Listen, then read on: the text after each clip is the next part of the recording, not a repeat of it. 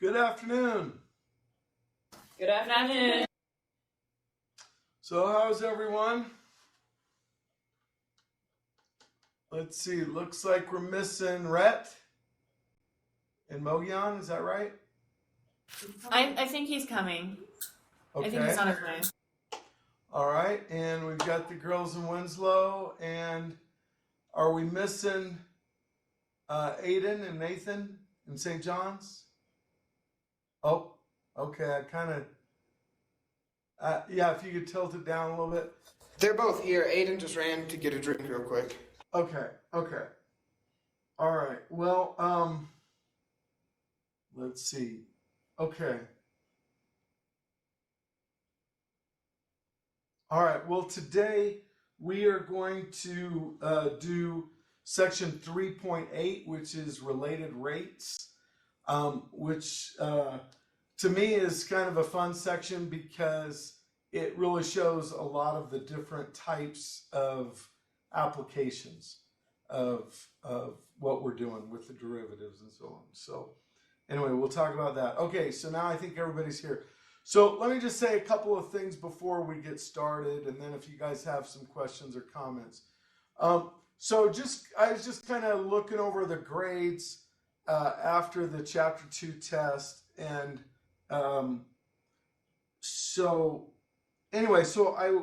one thing that I was noticing, so the quiz average right now overall is an 82.4. Okay, so that's good.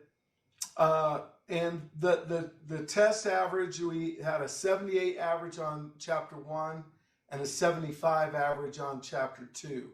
So while that's not bad, I mean, that is passing. I would love to see it get a little bit higher in the B range. A couple of you do have some lower scores on the test. And so if you're not getting 70 on the test, then whatever you're doing to study, you need to do something different. You need to spend more time. You need to practice more problems. You need to do whatever, because if you're not on task, if you're not averaging 70, you're not going to get the college credit. Okay, so the other thing that I did notice is we do have a couple of tests and quizzes that people haven't taken, and that's okay. I'll work with you on that, but you need to know that we have to have it all caught up when we're done with the midterm. Okay, everything up to that point has to be done, and if it's not, then it's a 0.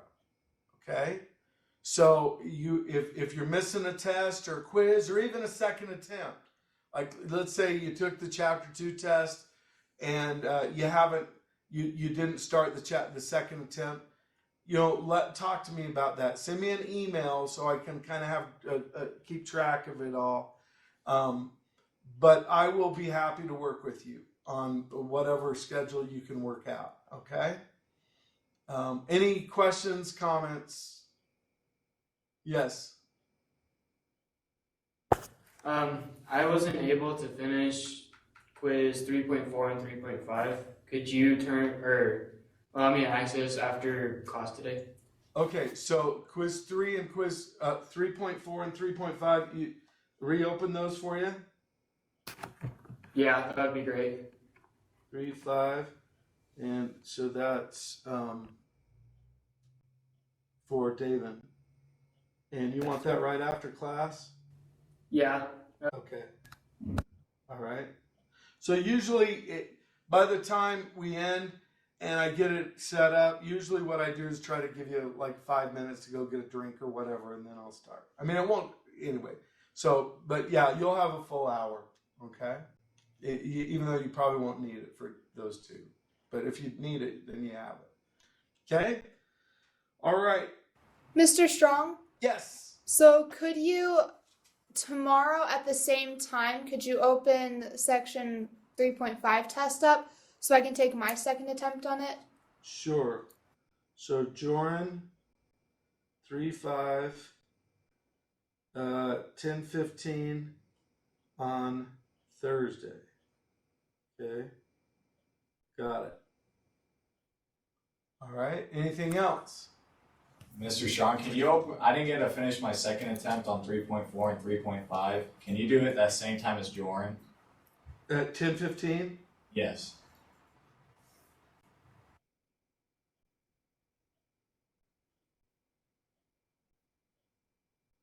Okay. All right. Anything else? So I never got to finish my second attempt for 3.4. Could I do that at 8 to 9 tomorrow morning? Okay. All right. 8 to 9. So that's Skylar? That's Hannah's end. Oh, okay. I'm sorry. I couldn't see you talking. Okay, so Hannah, and that's tomorrow and at 10:15, No, at 8 to 9. 8 to 9. Hannah's in, and what were the sections again? 3.4 only. Okay.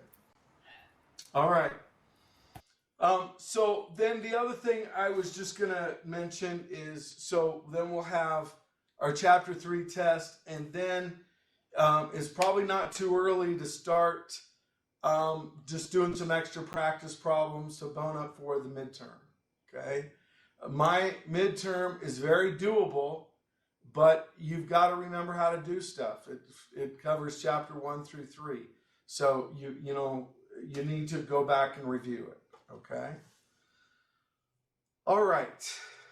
Well, let's go ahead and get started.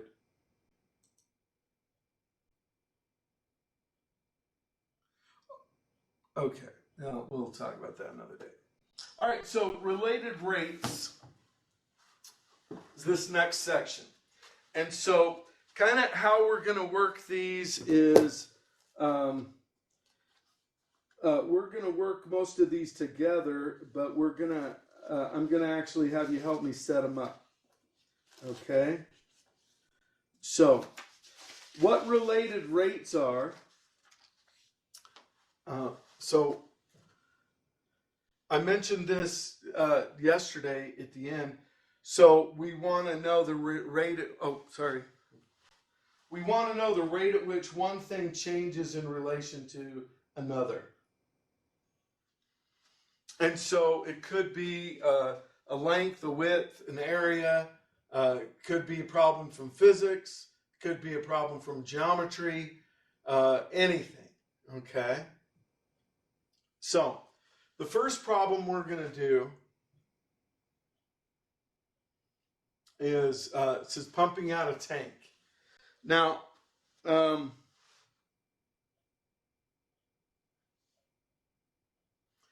actually, we're going to do this a little differently. I'm going to go to the practice problem first. Okay. All right, so the practice problem says, suppose we are pumping air into a spherical balloon. Both the volume and the radius of the balloon are increasing over time. Now, the formula for volume of a sphere, like a spherical balloon, is V equals 4/3 pi r cubed. If V is the volume and R is the radius of the balloon at the instant of time. Okay, so let's just stop right there. Okay, so V equals 4/3 pi r cubed. So what I want you to do is take the derivative of this with respect to t, with respect to time. So treat V and R as variables. Okay? So the derivative of V would be 1 dV dt. Okay? So go ahead and write down for me. Let me see if you understand what I'm talking about so taking the derivative of this with respect to time, with respect to t.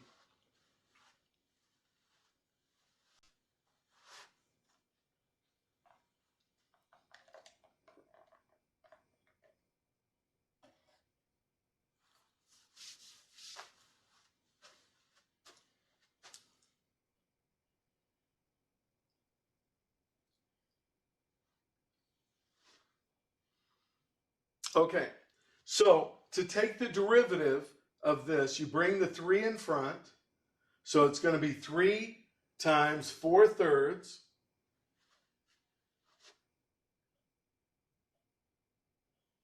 pi r squared, okay, then you'll have dr dt. So as we're doing this, whenever you take the derivative of a variable with respect to t, you're going to have the dr dt. Or if you're taking the derivative of v, it's dv dt. Or whatever the variable is, you'll have it times d whatever dt. Okay? And so now you hear the 3's cancel, and so you get dv dt equals 4 pi r squared dr dt. All right, now, so what does this mean exactly? Well, the dv dt is the change in volume. And then the r is the radius, and dr dt is the change in the radius. So as we change the radius, that's going to change the volume. Okay, so it says, what is the, let's go back up here. So, well, it says, what is the change in the volume? Okay, so what we're asked to find here is dv dt. Okay, so like in a geometry class, you would be asked, find the volume. Okay, but in calculus, we're asked to find the change in the volume. Okay, so what's dv dt when the radius is 3 and the changing at the rate of 0.1 inches per second? So 0.1 would be dr dt. That's the change, how the radius is changing at that second, at that moment. Okay? All right, so see if you can plug in what you're given and come up with the final answer. So you'll plug into this equation here, this derivative equation that we came up with.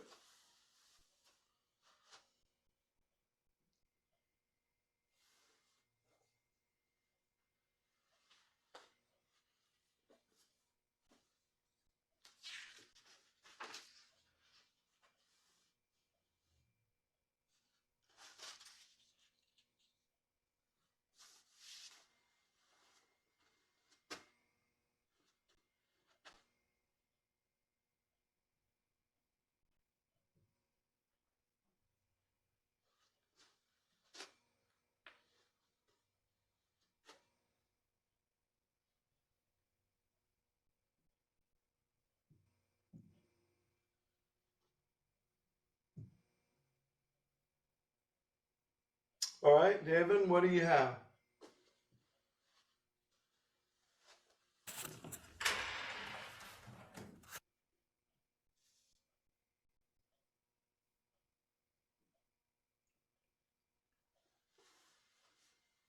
Do you want it in terms of pi or just the answer? Either way. Whatever makes you happy. 11.31. Okay. All right, so dv dt, so I did 11.310, and the units, because, see, area is in cubic units. All right, so I mean, volume is in cubic units. So this would be cubic inches per second, because that's how the volume of this balloon is changing.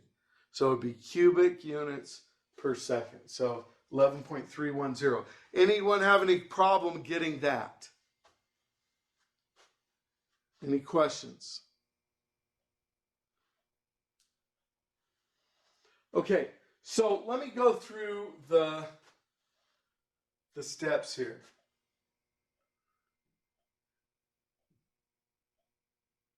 All right, so the related rates problem strategy. Okay, number one, draw a picture and label the variables, especially if you're not really familiar with the situation. I mean, maybe a balloon blowing up, you understand what's going on, but sometimes the picture really helps. Okay, write down the numerical information. So like I wrote down that r equals this, dr dt, the change in radius is equal to that. And then I like to write down what it is you're asked to find. So if you want to know how the volume is changing, then dv dt would be what you're looking for, the change in volume in relation to time. And so then you write that down. Okay, then you write an equation, which is usually in the form of a formula. So that one, the equation that we needed to know was the volume of a sphere. Okay, and so the geometry formulas, if it's one that you don't know or don't remember, if you look in the front flap of your book, okay, the first oak tag page, okay, there's geometry formulas right there. So if you've forgotten a geometry formula, look it up. It's, you know, the ones that you need here are going to be in your book. Okay. All right. Then once you have your formula, you differentiate with respect to t. And that's how you're going to do it this whole section. Everything is in relation to time. So it's a related rate, a rate of time. Then you solve and evaluate and interpret. So like when we got 11.310 on the last problem, that was how the volume of the balloon was changing over time. That was the dVdt. That's what we were asked to find.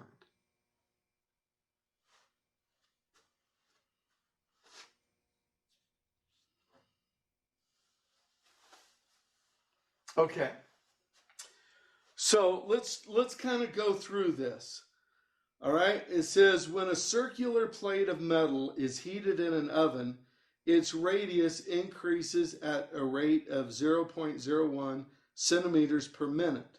At what rate is the plate's area increasing when the radius is 50 centimeters? Okay. So what geometric figure are we having to deal with in practice 2?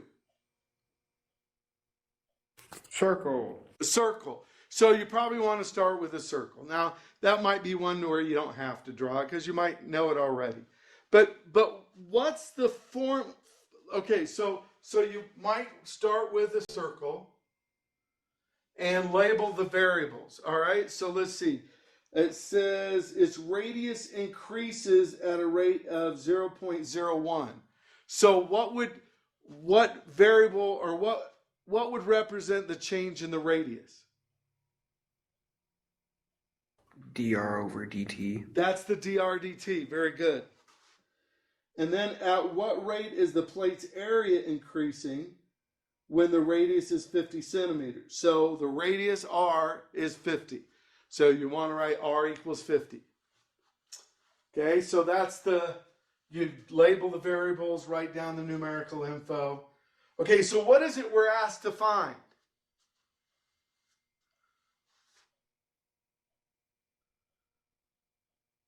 What are we trying to find in that problem? A rate at which it increases? The rate at which what increases? The radius. No. Plate's area. Plate's area. The area. It's the rate at which the area is increasing. So what variable would represent that?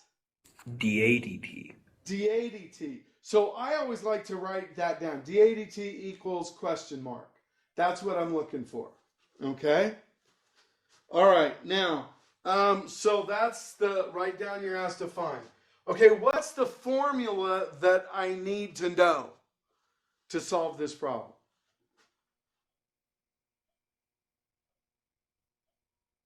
Pi Area. r squared.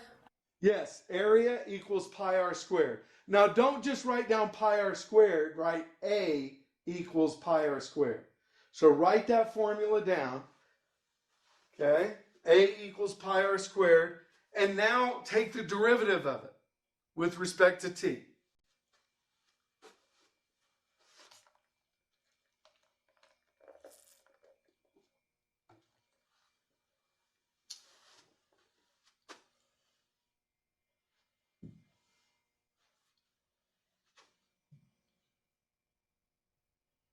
All right, so Rhett, what is the derivative of A equals pi r squared?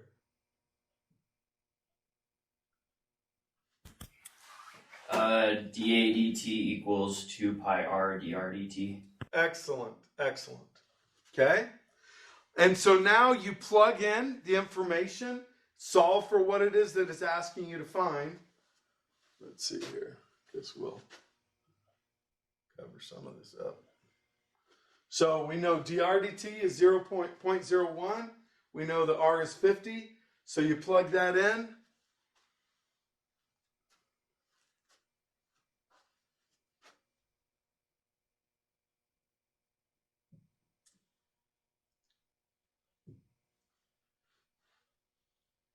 And Jordan, what do you get?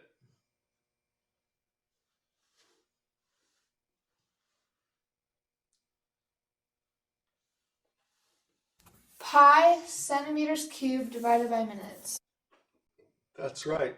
So yeah, because 2 pi times 50 is that's 100 pi times 100. So the 100th and the 100 cancel, so you just have pi. And then if you put your units in there, then it's going to be, so it's the change in area. So area would be units squared, and then over time, and then the time here is in minutes. So it's centimeters squared per minute. Okay? All right, great job, Joran. Any questions on that?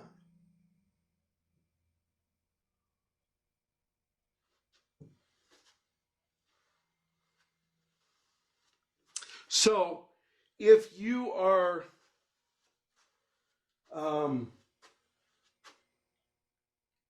if you're building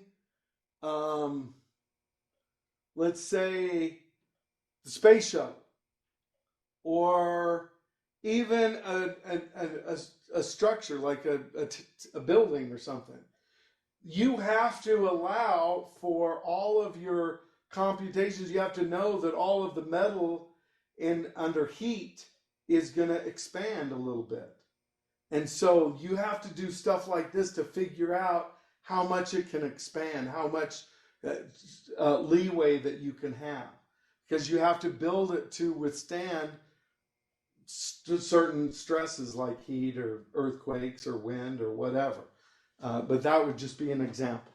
Okay? All right. So now the one that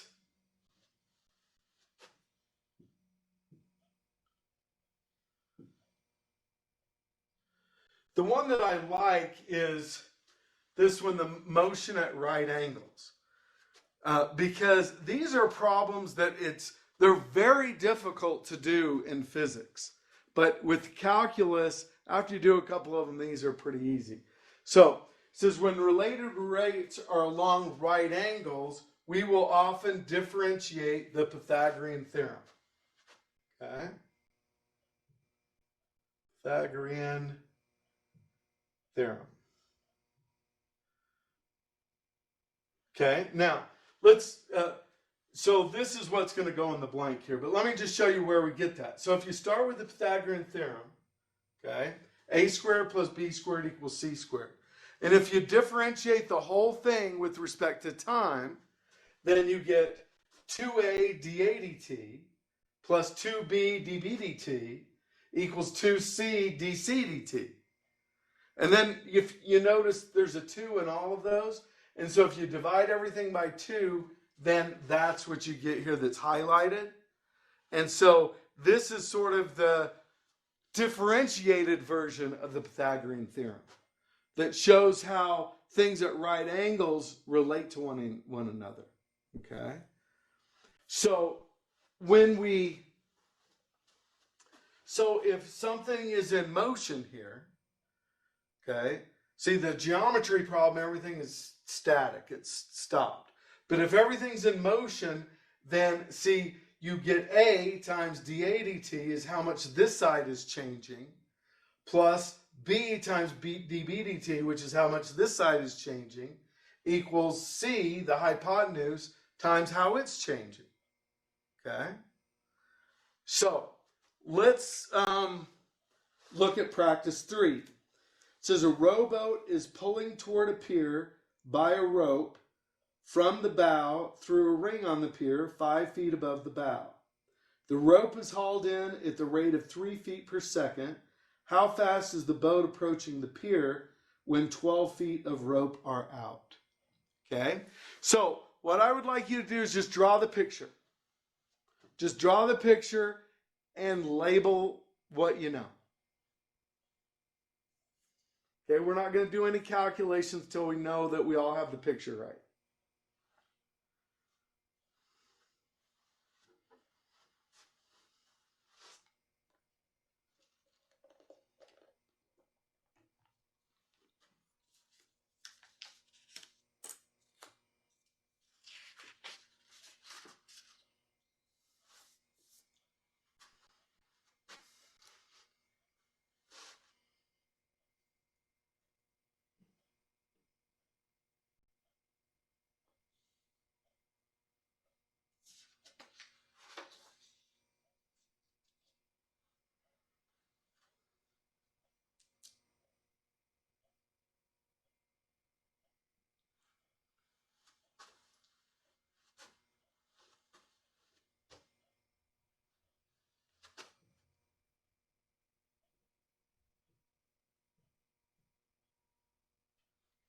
All right. So now,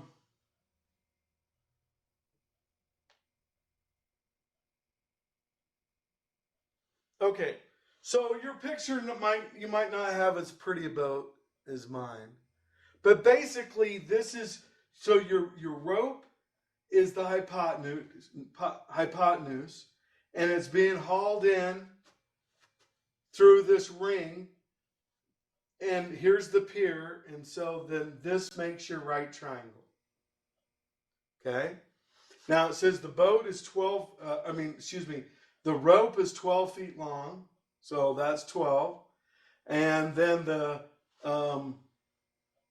ring on the pier is 5 feet above the bow, so it's 5 feet above this distance here is 5.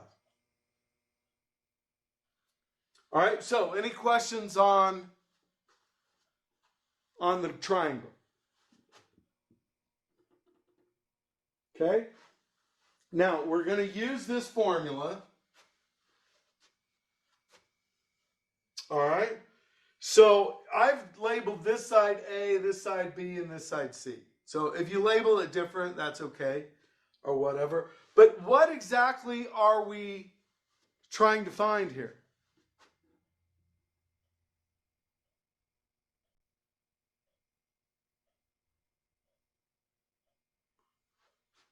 How fast the boat is getting to the pier. Okay, and so which of those what would represent that?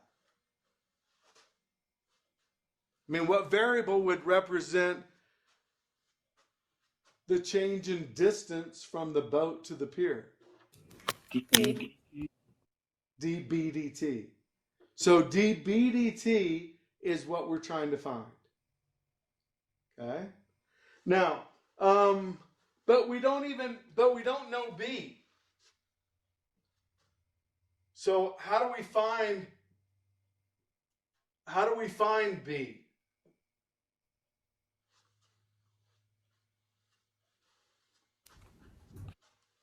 Pythagorean theorem. Yeah, the old-fashioned Pythagorean theorem. Okay? So you got to find B first.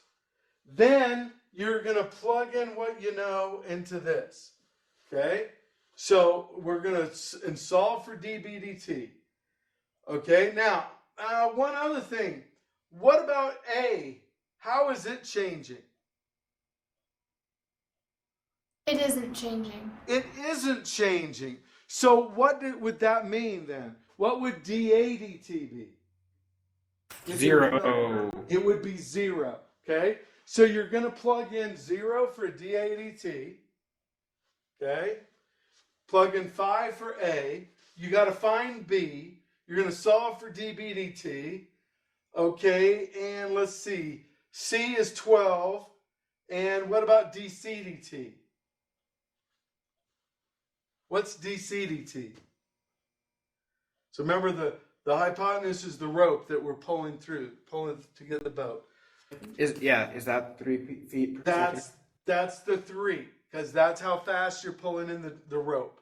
Okay? Oh, now wait, I have a negative. Why would it be negative?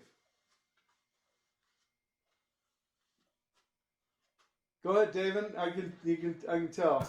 You know. Because like the distance is getting shorter. Yeah, so when the distance is getting shorter, the change is negative. Okay? So great job. All right, so see if you can solve the rest. So put it all together.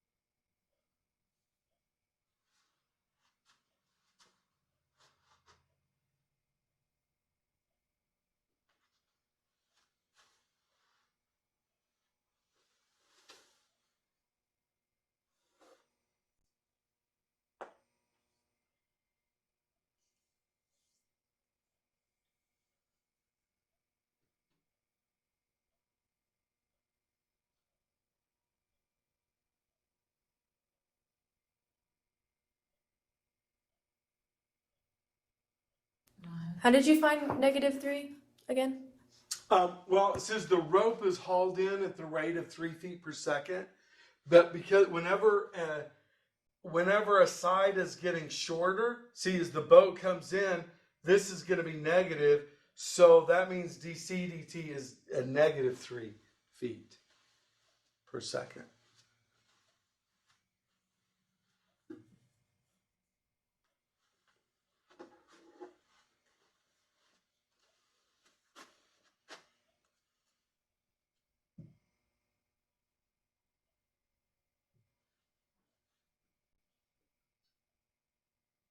All right, so Nathan, when you have side B, let us know.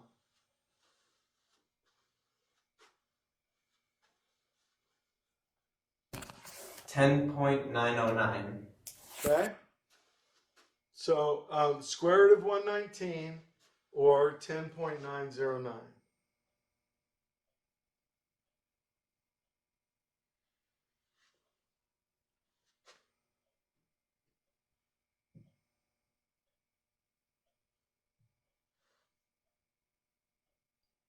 All right, so Nathan, when you've got dBdt, let us know.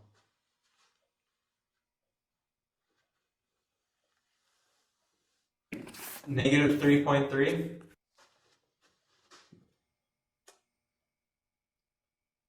That is correct. Okay. And why would this be negative?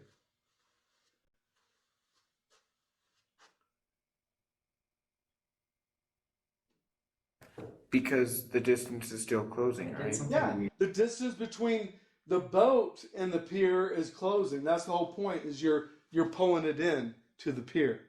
So because that distance is getting closer, then it's the change in distance is negative. Okay. All right. Any questions on that? Anyone having any trouble getting the -3.300 feet per second?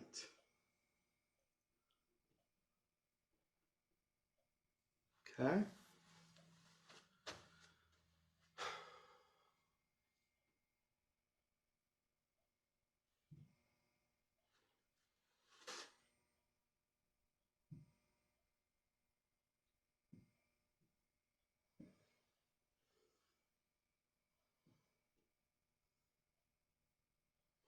Now, when you're doing these related rates, that you still might have to do the product rule. So that's just a little reminder. If you have more than one variable, you might have to do the product rule. Okay, so just a kind of reminder there. And Okay, so a negative sign with a side, like we just did, dB/dt, and it meant that was getting smaller. But with an angle, it means an angle is getting smaller. So whenever you have a negative sign with whatever variable, then that means that variable is getting smaller. If the d whatever dt is negative, then it's getting smaller. Okay.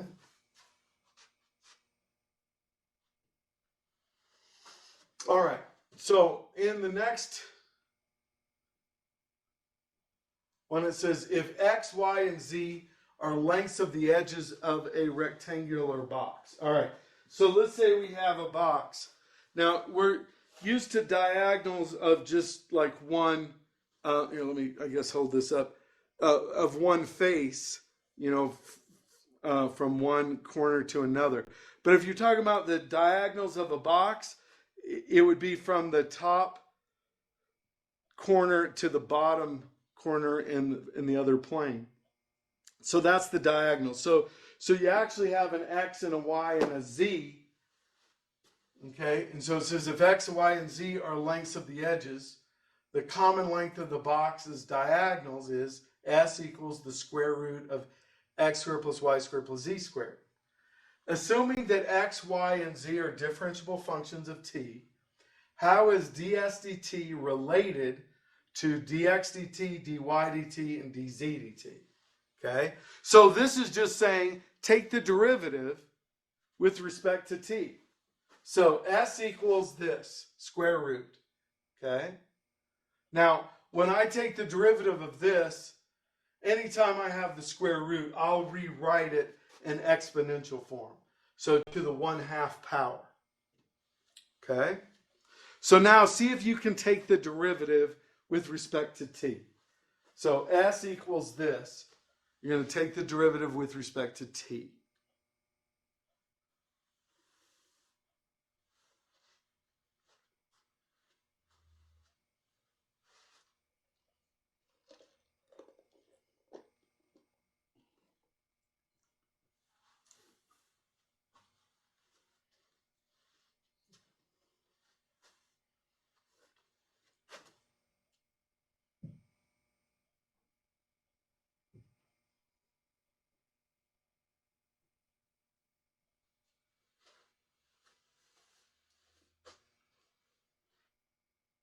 All right, so Jordan, when you've got it.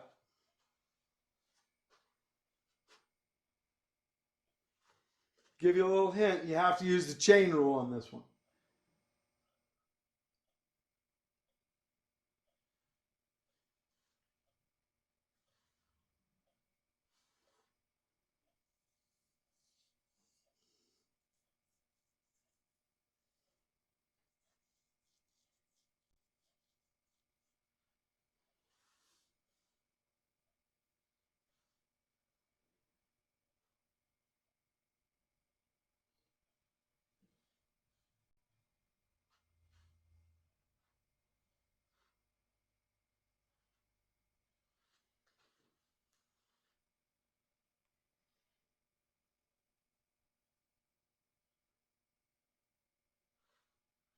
So Joey, I like your costume. Are you going to have anything left for Halloween? I'm just gonna be a kangaroo for Halloween. Well, that was a pretty sweet outfit. But I Captain America, I don't know how you beat that. I mean, that's pretty awesome. Nice. That's awesome.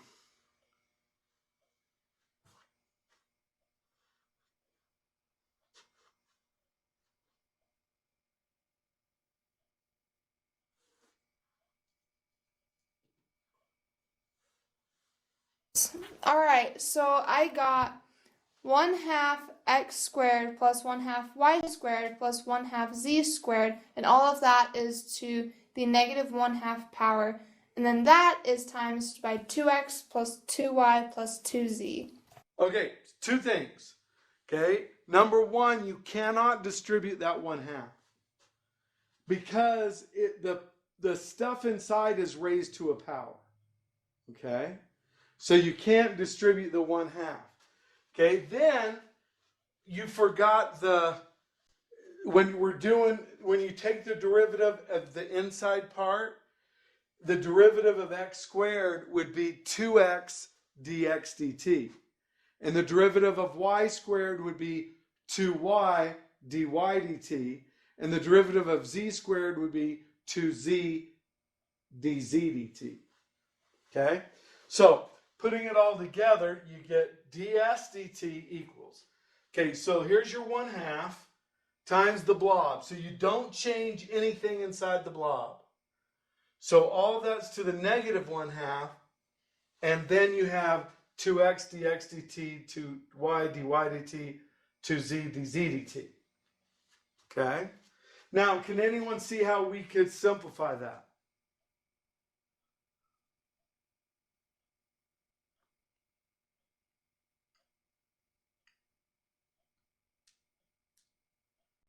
There's one thing that we could do for sure that would make it a little bit easier.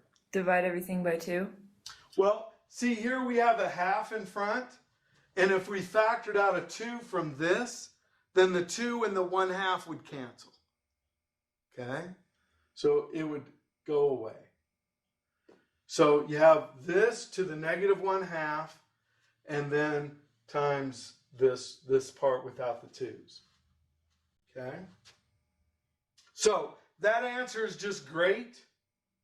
If you want to use the elevator rule and put this back in the form of a radical, you could write it as this over the square root of this. You could do that. Let me go ahead. Let's go ahead and, well, it's okay how it is. Okay, so then part B says, how is ds dt related to dy dt and dz dt if x is a constant? Okay, so if x is a constant, so in your mind, think of a number, like 10. If x is 10, okay, is that going to change this part of the answer? Well, you still have 10 squared here or whatever. Yes, you will still have that. Yes. So this part, okay, how about here? Yes, because 10 doesn't have a derivative. Well, it does have a derivative, but the derivative is It's 0. 0. So here, if x is a constant, then dx dt will be 0. So this whole term goes away. Okay? So you get y dy dt plus z dz dt. So notice this term went away. And then I did write this where, I put the radical in the bottom and to the 1/2 power. But the x didn't go away here because I didn't take the derivative of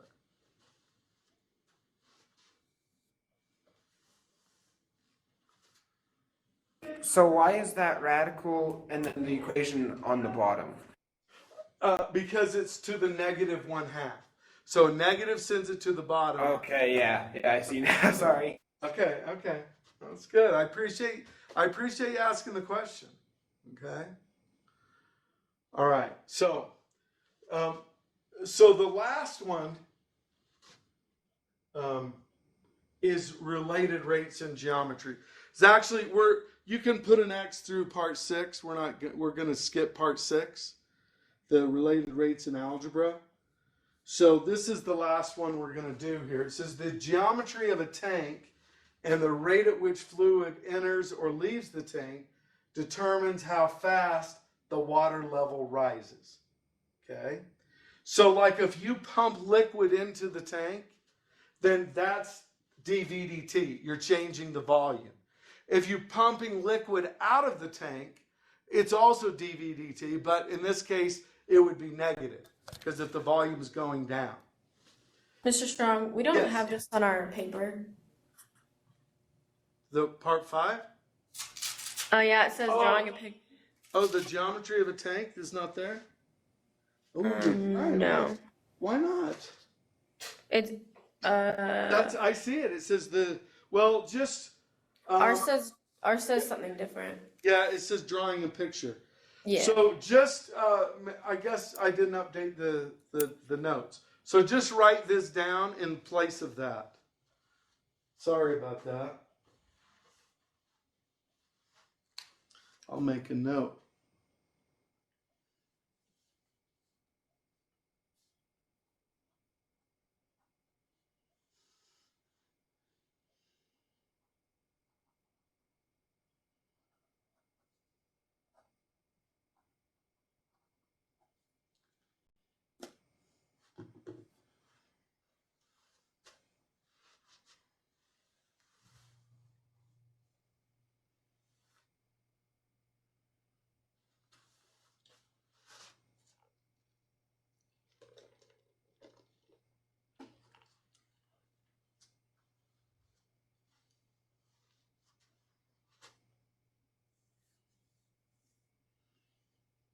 So thanks for letting me know, Chloe.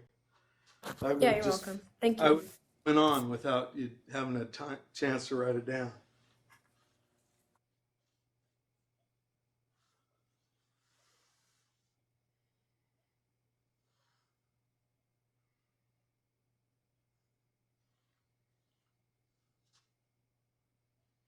Okay, so what I'm hoping here is I want to set this one up and then have you solve it, and then we'll go over it first thing tomorrow. Okay. All right. So let's look at if we got it. Can I move on to the problem? Well, I'm just going on to Yes. practice 5. Okay. All right. So it says, oh, no, that's example 5. Okay. So practice 5. Okay, water is flowing at the rate of 100 cubic meters per minute.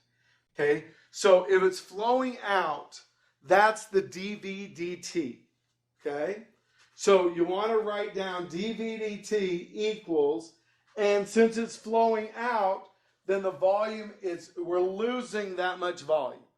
So it's negative 100 cubic meters per minute.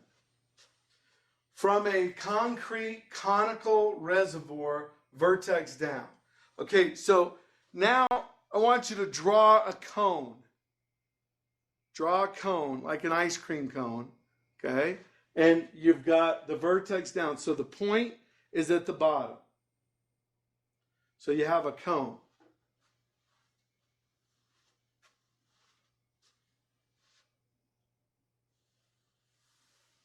Now it says the base radius is 100 meters. So this is a big old reservoir, 100 meters.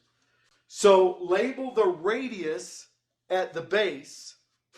Okay, so here's the base. The radius labeled out 100 meters.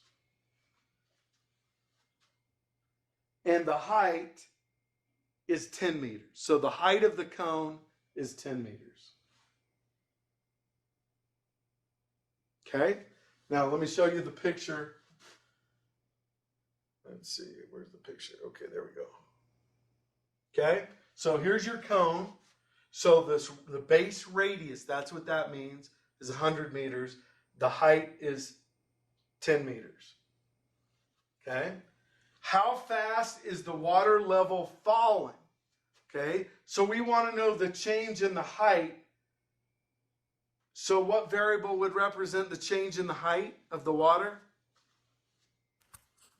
dH over dt. dH dt. So that's what we're looking for when the water is 5 meters deep.